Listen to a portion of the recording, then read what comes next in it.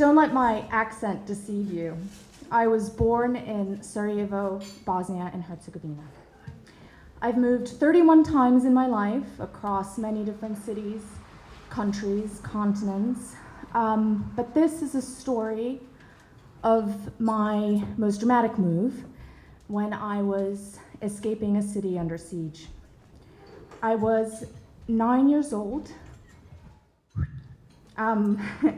when my childhood came to a screeching halt. And I remember being forbidden to bring any toys with me, but I hid one in my underpants anyway.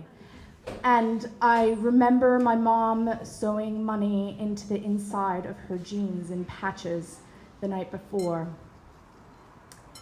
And I didn't want to leave my dad. I still remember his face through the dirty bus window that was blurred through my uncontrollable tears. I tried to compose myself for my little sister. The bus was overflowing. There were people everywhere, on top of each other, in the aisle, on top of suitcases. It smelled of sweat and fear. I could hear shelling in the background, but by now that was a familiar constant. Later, we would blow our breaths on the windows to try and fog them up because as we went through military checkpoints, we didn't want them to see how many of us were inside. I don't have to pee, I don't have to pee, I don't have to pee, I kept telling myself. Hours turned into days that all blurred together.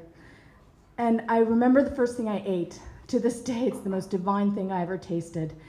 It was a nectarine. As we crossed into the Croatian border, a stranger had thrown a few random pieces of fruit through the window.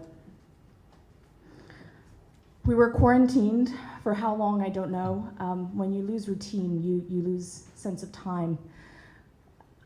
For the next 2.5 years, we moved across different refugee camps in the Czech Republic. I have many kind strangers to thank around the world, and I've worked hard to make sure that mine was a life worth saving. I have been shaken to the core by the current refugee crisis and appalled by the world's reaction to it. Refugees are just like you and me. They are ordinary people. They deserve dignity, and they're escaping massacre, not seeking economic prosperity. Thank you.